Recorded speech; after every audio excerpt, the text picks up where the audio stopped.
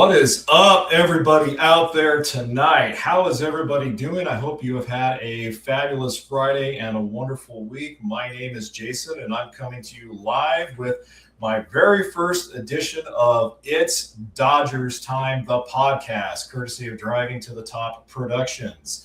And yes, you heard that correct. This is my first podcast devoted mostly and entirely to my beloved Los Angeles Dodgers.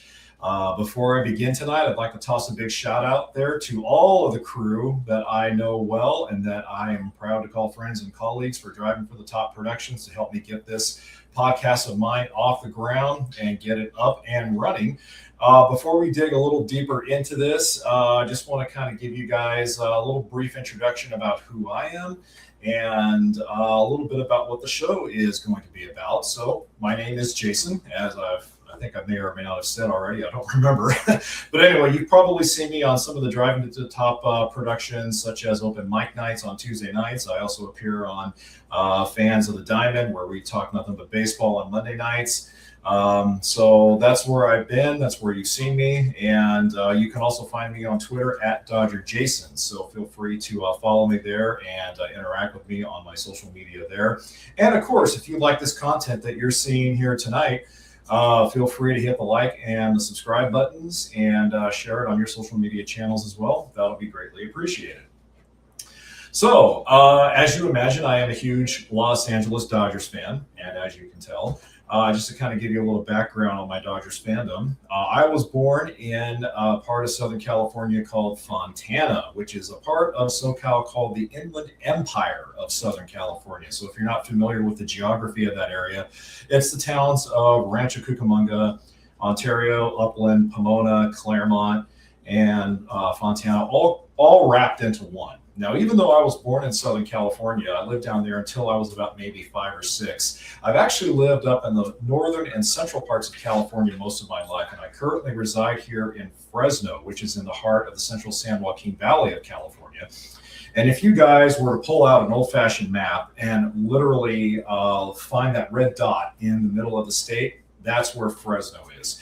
Geographically speaking, we're about 2.5, 3 hour trek south of San Francisco, and we're about 4.5, 5 hours north of Los Angeles. So we're within a day's trip of all the major excursions, both NorCal and SoCal. So that's where I live, and I've lived here for just over 25, 30 years. So yeah, even though I'm not a native, this is pretty much my home. I did graduate from Fresno State University with a degree in mass communication journalism, and I most recently served as a high school sports reporter for a rural publication out here in the Valley. So I do have an extensive sports background, and yeah, that's a little bit about me.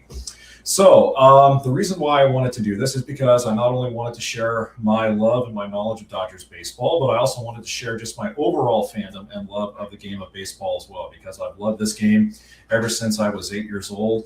And my main claim to Major League fame is that my dad was boyhood friends with Raleigh Fingers, who is a Major League Baseball Hall of Fame relief pitcher. I'm sure you know him well, the handlebar mustache, and was the stalwart in the bullpen for those Oakland Athletic teams of the 1970s.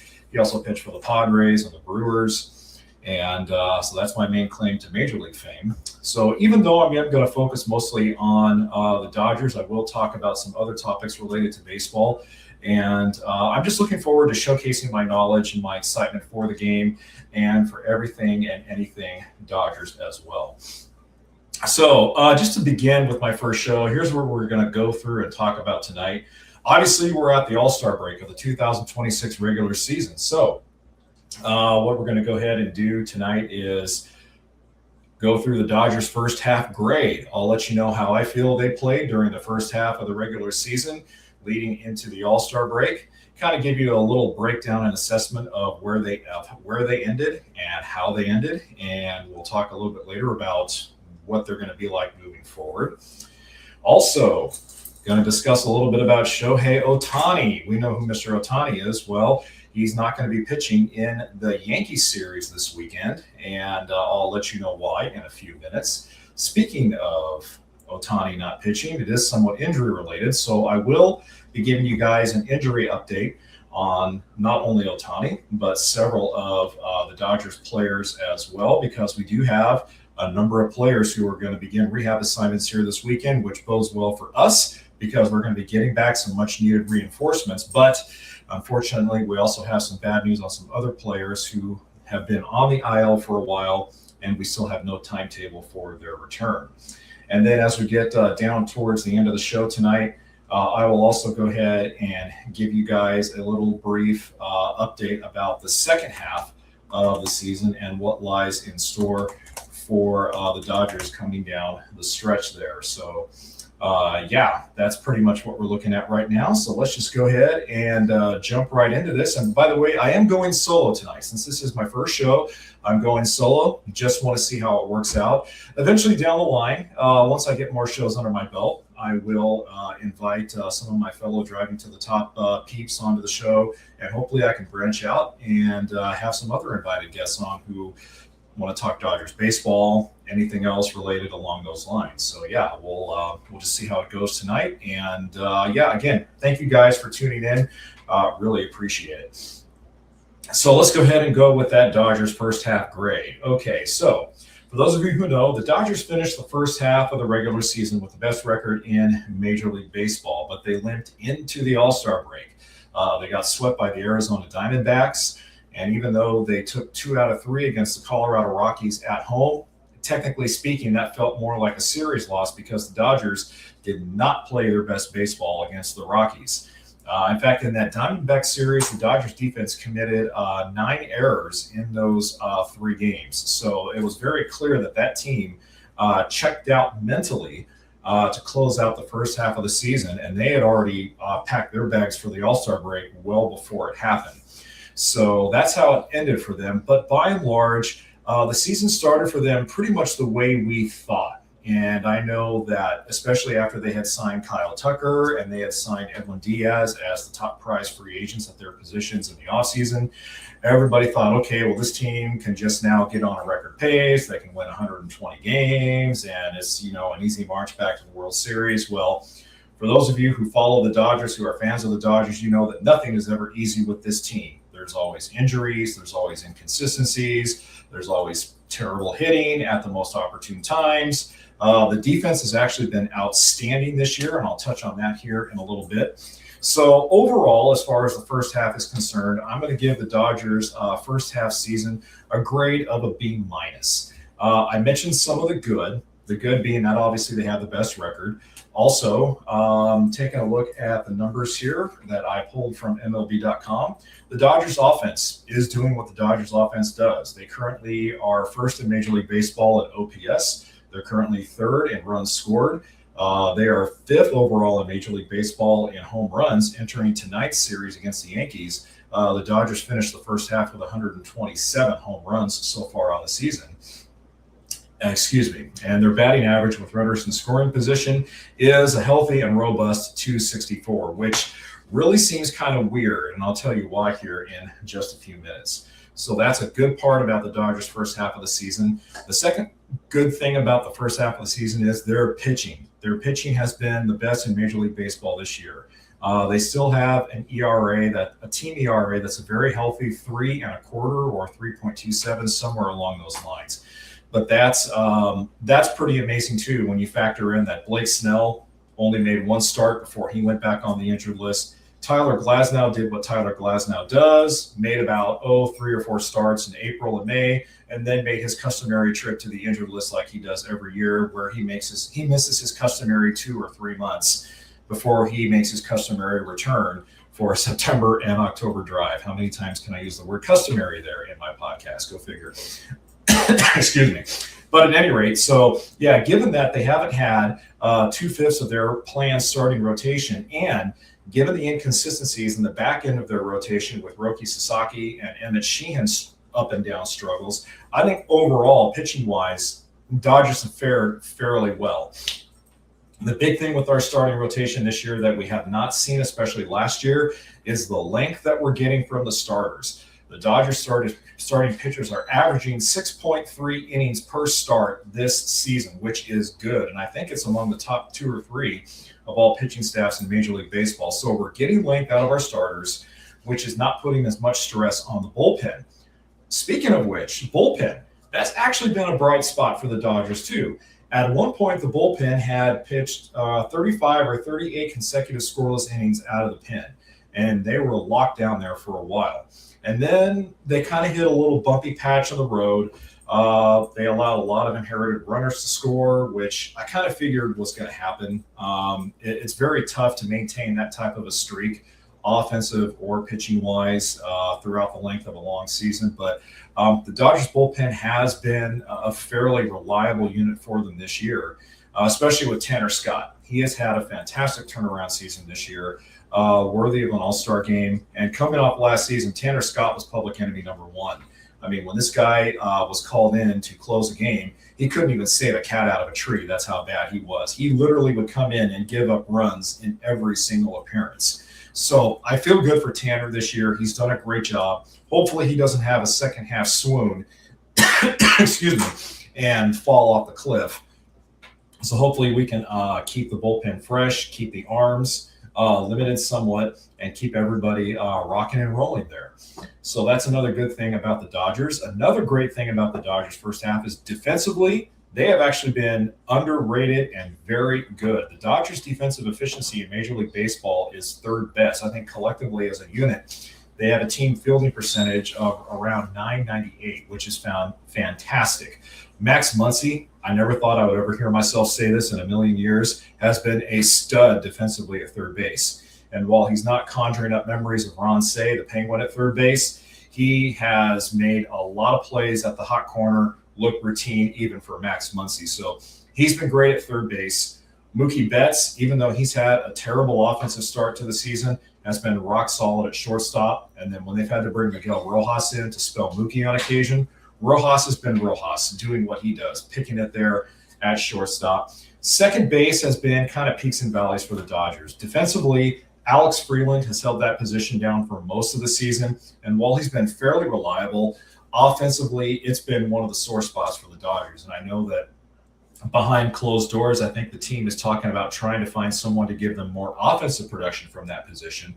But at least for now, it's just going to kind of be a revolving door of Alex Freeland. Oh, and Tommy Edman, who came back off the injured list just before the All-Star break, has that ability to play second, third, and even a little bit of shortstop. So getting Edman back is big, and I hope we can keep him healthy because he's going to be a key part of our team heading down the second part of the season here and heading down that stretch run once we get into early September. So those are some of the goods. And then, of course, Shohei Ohtani. Shohei Ohtani, of course, nothing else needs to be said about him. Actually, there is a lot more that needs to be said about him, but we're going to save that for a little bit later in the show. Some of the bads for the Dodgers, again, the injuries. Injuries. I was looking at their injury totals today, and the Dodgers, off and on, have had anywhere between 11 to 13 players spend more than a month on the injured list. And this is now 6 years and running that the Dodgers have led Major League Baseball in that dubious column, which is not a coincidence, and it's not a good thing either.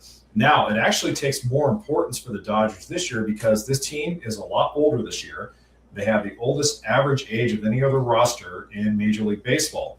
So when these players, these older players, are missing a lot of time with injuries, obviously it's going to take them a lot longer to heal and recuperate just because they're not spring chickens anymore. But I got to tell you, as a Dodgers fan, it gets frustrating when you see Mookie Betts go out and play shortstop and he accidentally fractures his hand sliding into second base, trying to stretch a single into a double. He goes on the injured list. And then the next day, Tommy Edman goes on the injured list. And then the next thing you know, the next day after him, Will Smith goes on the injured list. So believe me, Dodgers fans, I know how frustrating it is. We want to see these guys out there, but we have to face facts. They're human beings just like the rest of us, and they are prone to injury. So that's another bad sore spot for the Dodgers. Another sore spot for the Dodgers has been Roki Sasaki. And yes, I say sore spot because Roki Sasaki's pitching has kind of teetered between hot and cold to peaks and valleys. He's been the very bottom end of inconsistent. He'll have 2 or 3 starts where he's shut down scatters 4 hits over 6 quality innings, strikes out 5, walks 2, and we all pat him on the back and say, this is it. This is the rookie we thought we were getting. And then he'll go out there and have 3 or 4 consecutive bad starts where he gets shellacked. He gets tossed back and forth like a Dodger bobblehead doll, and he goes and he cowers in the fetal position and crawls under the dugout bench, and he starts crying the LA River. That's pretty much been the headline of Roki Sasaki's season this year, and it has been frustrating. And I mentioned earlier, the back part of the Dodgers rotation has struggled. Emmett Sheehan is another embodiment of that. Emmett Sheehan has the stuff, but he runs himself up into high pitch counts very early in the innings. In fact, I think in his last start before the All-Star break, he had already thrown 65 or 70 pitches by the 3rd inning, So it's been very tough getting consistent starts out of both of those guys. And I know it's been frustrating for Dave Roberts and Mark Pryor and the rest of that coaching staff, because again, the front end of that rotation spearheaded by Shohei has gotten the job done. But Emmett and Roki, when they've needed to come out and have big games, they've done it. But then after that, they'll have 2 or 3 more starts where they just scuffle. When it seems like they're making vast improvements, all of a sudden they start trending down. So that's been another bad spot for the Dodgers. So that's kind of the first half grade. And again, I'm giving them a B- for how they played so far. I would give them an A, despite the best record at the break. But I can't, because again, as with the Dodgers, every single season, there's always going to be about 3 or 4 sore spots that headline 2 or 3 good spots. So overall, first half grade of a B- is not too bad. So that's where we stand with the Dodgers on the first half grade. Now, coming out of the All-Star break, they actually are opening up a huge 9-game road trip on the East Coast that actually is starting right now. They play 3 against the Yankees in the Bronx. Then they go to the bank and play the Phillies for 3. And then they head on back to New York to Queens to play the Mets for 3 more before they head back home at the end of next week. And actually looking at the score of the game right now, it's currently 1-0 Yankees. And that game is in the heading into the bottom of the 6th inning. So, and Roki's pitching tonight. So at least right now, it looks like it's been a well-pitched game so far. I bring this up because we do have some injury updates that we have to talk about. And I mentioned during the introduction of the show that the Dodgers are actually getting some good news on the injury front. But before I get to that good news, got to get to Shohei Ohtani, because Shohei is not going to pitch in this Yankee series. Dave Roberts announced before their game against the Bronx Bombers today that Shohei's next start is actually bumped back to Wednesday when they are scheduled to play in Philadelphia. Now, the reason why this is because Shohei is nursing that knee injury. It's the left knee that he had surgery on back in 2019. And this issue flared up on him, no pun intended, a little over a month ago. Now, to the Dodgers' credit, they are downplaying the injury very well, like they always do. So much so that Dave and the rest of his staff say, okay, we can manage this. This is something that will not force him to go on the IL. He won't need surgery with it, even though it is the same knee that he had surgery on in 2019. And that really, really concerns me. When I have gotten on fans of the Diamond and Open Mic Night, I've been very vociferous how I feel like the Dodgers are not handling Shohei Ohtani's situation the right way at all. I think it's absolutely ludicrous the way they are handling it, and I do not agree with it. I know Dave and Andy are really smart guys, and right now they probably feel smart in how they're handling it by managing his workload. But whether Shohei's on the pitching mound or whether he's up to bat, if he twerks that knee with the wrong amount of weight or the wrong angle, if he moves just the slightest misdirection or puts the wrong amount of pressure on that knee, or God forbid he gets hit by a pitch on that knee inflammation can get really ugly really fast. And also, I'm no doctor, guys, but knee inflammation does not get better the more you put a player out there on the field to play. And he can get as many shots in his kneecap as he wants. They can drain the knee as much as they want. But bottom line, at the end of the day, when he's out there playing, because Shohei gives it 110% all the way, he is putting a lot of undue stress on that knee. And the Dodgers, look, we know how important Shohei is to the success of the team. That goes without saying. I just feel like they should have put him on the injured list back when this situation first reared its ugly face in the first place. They should have put him on the injured list. They should have given him enough time to completely rest and at least try and heal that knee. Because again, and I hate to be the harbinger of doom, guys. I really do. I try to think optimistic about Shohei's situation, but I'm telling you, with this team's lousy track record at keeping its players healthy, excuse me, I can just see a situation where Shohei goes out there in the next 3 or 4 weeks and something bad happens. And again, I'm not wishing for it. I hope it doesn't. But again, this organization does not have a good track record with injuries. And I'm just not confident that they can manage the situation by continuing to limiting his starts on the mound or having him continue to stay in the lineup every single day. So at some point, they're going to have a more serious discussion about whether or not this will determine if Shohei stays on the mound as a pitcher full-time or if he stays in the lineup as a hitter full-time. I personally feel he needs to get off the pitching mound. We need his bat in the lineup more than we need his right shoulder. So that's just my belief. Getting on to the injury front here, I did mention we have some good news about injuries because we have a few players who have started rehab assignments.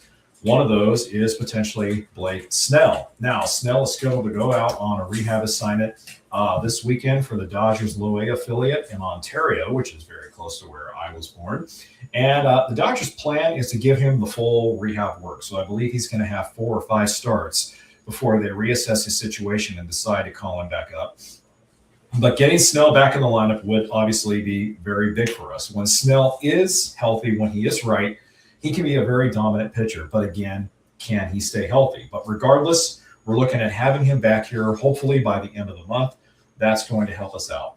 Oh, and one of our favorites, the king of the banana dance himself, Kike Hernandez, actually starts his rehab assignment today. Now, I put down here on my little message feeder that he started rehab this weekend, but he actually starts today. So he's starting at AAA Oklahoma City. Oh, and by the way, correction on Blake Snell. He's actually going to rehab at AAA, not Low A Ontario. So I stand corrected on that. But Kike starts his rehab today. And when he came off the injured list the first time, back around the middle of June, I think it was, or the end of May, I don't remember. Remember, he had that stretch where he went 4 for 4 in 2 games, including a home run and a couple of runs driven in. And then he went back on the injured list a day later with that oblique injury. So getting Kike back, getting his energy back, both on the field and off the field, is going to be contagious, and we need that. We need that because, again, this team really looked lethargic and tired going into the All-Star break. So we need you back there, Kike. And then as I go down the injured list here, Edwin Diaz. There we go. Edwin Diaz actually started a rehab assignment before the All-Star break, and they're pretty much treating him the same way as Blake Snell because both of these guys had the same injury. They had the Skubal injury, if you recall, to remove the loose bodies from their elbow. Now, both pitchers had the same type of procedure, but the severity of their injuries was different. I think Snell's was a little bit more serious than Edwin Diaz's was, if I remember right. So that's why they're being handled much differently. But at any rate, Diaz is the one who actually is progressing from Low A all the way up to AAA Oklahoma City. So we're going to be seeing Edwin Diaz back in the bullpen hopefully really soon, which is huge because when Diaz is right, both in the head and with his mechanics, he is just as good as any closing pitcher in Major League Baseball. And getting him back is even bigger because we just got Evan Phillips back. And I'm going to go ahead and scroll down to that here real quickly. Evan Phillips came back before the All-Star break, and he looks really good. He's back to throwing mid to upper 90s. He has really good location and good command of his secondary pitches, the slider, the curve, the changeup. And that is going to be really important for their pen because Evan Phillips, if you guys recall, in a few years ago was really as close to being a shutdown reliever for the Dodgers as they had. So with Phillips already back, hopefully he can stay healthy. With Diaz coming back, that's going to help out the back end of our bullpen. And all of a sudden, the bullpen takes on a brand new look with Evan Phillips, Tanner Scott, Edwin Diaz, and if the Dodgers go out, and make a trade for additional reinforcements in the bullpen, that's going to give Dave Roberts plenty more options to choose from when it comes to who he brings in different situations. Don't coach to the analytics, Dave. Coach to your gut. Don't listen to what the computer tells you. Listen to what your gut, your experience, and your knowledge tell you. So, yeah, it's great to have Evan Phillips back, and so far, so good. Holding my breath, though. Now, where there's good news, there's also bad news. And the biggest bad news for the Dodgers is Will Smith has been shut down completely from all baseball activities. Will Smith has had the longest, it's only going to be a day-long injury in the history of Major League Baseball. If you guys recall, back at the beginning of May, Will Smith had a stiff neck. Dave Roberts came out and said, he's only going to miss a day. No problem. Well, a day became a week. A week became a month. A month became 2 months. 2 months is now becoming 3 months. And the Dodgers have now had to completely shut him down. And in reading some of the team information on their website and some Dodger blogs I was reading earlier today, it sounds like Will Smith is probably going to miss the rest of the season. To the Dodgers' credit, they're being very tight-lipped still about the injury. They have not even fully disclosed what's bothering him. Is it a bulgy disc? Is it a neck sprain? What is it? But at either rate, Dave did acknowledge the fact that they may not have Will Smith back for the rest of the season. And that is really big because I think that has to change the Dodgers' mindset about who they obtain at the trade deadline. I know up until now it's been Tarik Skubal this, Tarik Skubal that. Imagine putting Skubal in that rotation with Shohei and Glasnow and Snell and Yoshinobu Yamamoto and the rest of those guys. I think right now the Dodgers' number one concern at the trade deadline should be acquiring a quality, solid backup catcher. We don't need to get Mike Piazza, like whose jersey I'm wearing right here. We don't need to get Mike Piazza. We just need to go out and get a guy who can be a solid quality backstop behind the plate, who can deliver a couple of hits here and there, pepper the ball into left field, spray it all over the opposite field, whatever. We just need a guy, who's going to be able to spell Dalton rushing, because I don't trust Dalton rushing. The guy is king knucklehead of the world. A lot of his exploits on the field, a lot of his overreactions, a lot of his trying to pick fights with the wrong types of people have rubbed off bad on him and have made the organization look a little bit bad. And look, Rushing's having a good season. He's an exciting player. He has a lot of energy, like any young player has. But I don't trust Rushing down the stretch to give them the leadership they need at that position. So until we hear otherwise about Will Smith's situation, again, he is shut down for the foreseeable future. I did mention Tyler Glasnow earlier. Because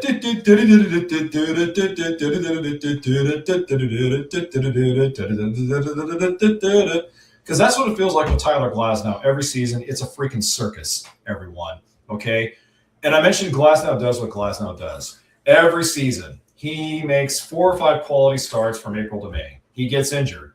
He is out from June, July, August, comes back in September, pitches like a stud mid-September to October, and then boom, all is well. Well, lo and behold, knock on wood here, it's another typical Tyler Glasnow season. No, Lottie, that was not the front door. That was me knocking on the table. That's my dog, Lottie, folks. The update on Glasnow right now is he has begun throwing the ball on flat ground. They're trying to ramp him up into bullpen sessions, but still no major progress moving forward. No timetable for his return.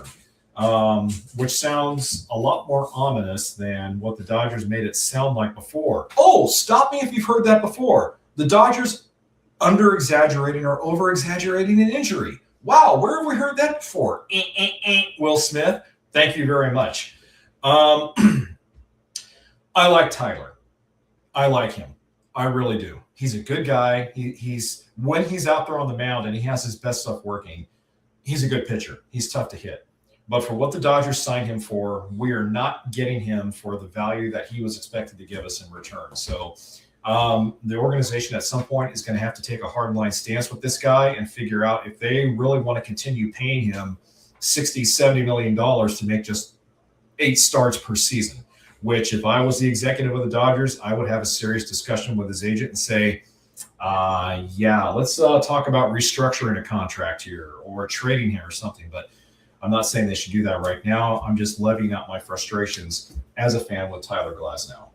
So that's pretty much the injury front, where we stand with the Dodgers right now. But the good news is we're getting some key guys back. And if we can keep Snell healthy, if we can keep Edwin Diaz healthy, it's going to make the Dodgers that much better as they head down the home stretch of the regular season here. So I pretty much gave you the injury update there. I gave you the first half grade. And now kind of get down to the point where we're going to talk about a little bit of a second half update here. Because as I mentioned, we have a very tough East Coast road trip that we start tonight. And again, just kind of giving you a score recap of the game. It looks like right now in the bottom of the sixth, the Yankees are up 1-0, and they're threatening with runners on first and second and 2 outs. So at least right now, Roki, who's on the mound tonight, is done fairly well. But the schedule for the Dodgers, much like every other team contending at least, gets a lot harder during the home stretch of the season. And this is the time of year where the Dodgers, it's usually hit and miss with them. And I say that because if you look at the track record of this team historically over the last 6 or 7 seasons, they always have one large losing streak left in them. And it usually happens towards the end of July, towards the beginning of August. And when I mean a large losing streak, I mean a large losing streak. I'm going to take you guys all the way back to 2017. That was the first year we went to the World Series under Dave Roberts. We all remember who we played in that series and how we lost. That's not why I'm hashing this up. What I'm saying is that season, Dodgers had a terrible losing streak towards the end of July and throughout most of August, where at one point they had lost, I think it was 19 of 22 games in 2017. And it was so bad that everybody was saying, well, don't cash in your playoff tickets. Well, they're not going to make the postseason. Yours truly was even on that bandwagon. But the Dodgers managed to catch fire in September of that year, and they rode the momentum all the way to the World Series, where, yes, they eventually lost to the the Astros. Sorry about that, Marcus. So I feel like this year's Dodgers team, it's going to be the same. It's going to be a broken record. I do think they have one long losing streak left in them. And I always laugh when all the experts and analysts say that an 11.5 game lead or a 14.5 game lead is a comfortable division lead. Well, in the standings and in the box score, yeah, it's comfortable. But let me tell you, 14.5 games and 11.5 games can evaporate just like that. If you get one long losing streak and the other team in your division who's contending for the division with you has a long winning streak and they both coincide, then things get a lot dicier. And that's happened to the Dodgers a lot over the last few seasons. So I hope I'm wrong, but again, looking at their track record, they tend to have long losing streaks in the second half. One last long losing streak. And I hope if they do, they get it out and out of their system sooner rather than later, because the last thing they need is to have that losing streak reach up and bite them in the back of in the butt around the middle towards the end of September. So let's hope that it doesn't happen. I'm not, flickering a magic wand over them. I'm not the losing game fairy here. I'm just telling you what I know based on their track record. So that's what I got to say about that. Another second half update for you is if all these injured guys come back and they're healthy, this Dodgers team, I think we have not even seen the best of them yet.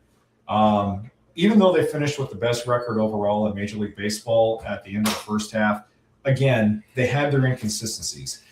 But if all these pieces come back and they stay healthy, and depending on who they obtain at the trade deadline, whether it's Tarek Skubal from the Tigers or not, excuse me, this Dodgers team, I believe we have not seen the best out of them yet, either offensively, on the hill in the starting rotation, or in the bullpen. And if all of these guys can stay on the field and they can click together at the same time, then they're going to be a running locomotive. Now, with that being said, does this automatically guarantee them a spot back into the World Series and a third consecutive World Championship? No, absolutely it doesn't. Nothing is a given, especially in this sport. I think baseball more than football, more than any other sport, is the most unpredictable sport. It's also the most difficult sport to handicap because in football, you know which teams are going to struggle and which teams aren't going to struggle. You can kind of predict it. Same thing with basketball, same thing with hockey. But in baseball, you can never truly predict who's going to struggle from one day to the next, simply because they play more regular season games than any of those other team sports in a single season. So with that being said, I'm hoping that there's some good that comes for the Dodgers. I hope that we truly see their best baseball in the second half here. But again, they have a very difficult schedule. And then once they get home from this East Coast trip, then they have home games against the Mariners. They have home games still to play against, let's see, I was just looking at the schedule earlier today. They have another home series against the Padres. They still have to play the Braves. So, yeah, it's not going to be an easy road down to the finish line. As far as whether I think the Dodgers can win 3 in a row, a lot has to go right. A lot has to go right. As much as them staying healthy, playing their best ball down the stretch, a lot has to go right. And there are a couple of teams in the National League that pose a serious threat of ending LA's championship run, the Braves being one of them, the Brewers being the other. And I still think there is a dark horse team out there, excuse me, that we're not talking about yet, that could just come out of the woodwork and throw a wrench into everything. So with that being said, the Dodgers should still be considered the presumptive favorites to get back to the World Series, and they should still be the presumptive favorites to win it. And they will be until somebody defeats them in a Game 6 or a Game 7 in the World Series. They are still considered the favorites, and they should be considered the favorites. So I'm going to keep my fingers crossed. We'll see what happens, and hopefully Dodgers fans, we can rejoice at a third consecutive championship, and then we can take our seat next to the Yankees of 98 to 2000 as being the most recent teams in 3 consecutive World Series titles. Thank you, Molly, for your commentary there. So we'll see what happens. Anyway, that's pretty much all I really had for tonight, guys. This was kind of a short show because, again, this is my very first podcast. I wanted to see how it goes. So the next show I come back at you with, it'll be a little bit longer. I'll have a more diverse array of topics to discuss related to both the Dodgers and to Major League Baseball. But tonight, I just wanted to go over all the stuff that we went over today. And I think that's kind of a good place to end. So again, with that, I want to thank each and every one of you for tuning in tonight. I hope you found the show informative, not entertaining yet, because I'm not on my best foot as far as it being entertaining. But again, I would like to thank all the guys at Driving to the Top Productions who helped make this possible. Adam, Marcus, Big Rich, Dylan, you guys, you all know who you are. I'm going to enjoy getting back on Open Mic Night with you sometime here. And then obviously fans of the Diamond as well. So before I go, I just want to let you know that you can go ahead and follow me on X/Twitter at Dr. Jason. And again, if you like the show, feel free to click follow, feel free to subscribe, whatever, however we do it on here, I don't care. But at any rate, thank you guys so much. And usually when I'm on Open Sports Night and Open Mic Night, and usually when I'm on Fans of the Diamond Chat on Monday nights, I end my appearance with a parting shot. So I'm going to end with a parting shot tonight that's actually geared towards soccer. And I'm going to say the World Cup. Yes, I'm not a big soccer fan, but I have been watching the World Cup. And I got to tell you, I have been watching some wonderful, intense matches, especially in the quarterfinal rounds and now getting into the final stage. But I just have to say this about Lionel Messi. I never really, truly appreciated his athletic greatness until I saw him in the World Cup this summer. And seeing what he's done out there on the pitch, now that Cristiano Ronaldo is out, now that Harry Kane is out, now that Mbappe is a punk, by the way, from France. I'm sorry, but Mbappe is a punk. I'm glad he's out. But now that Mbappe is out, Harry Kane is out, Cristiano Ronaldo is out, we are truly seeing the greatest soccer player on the earth right now, Lionel Messi.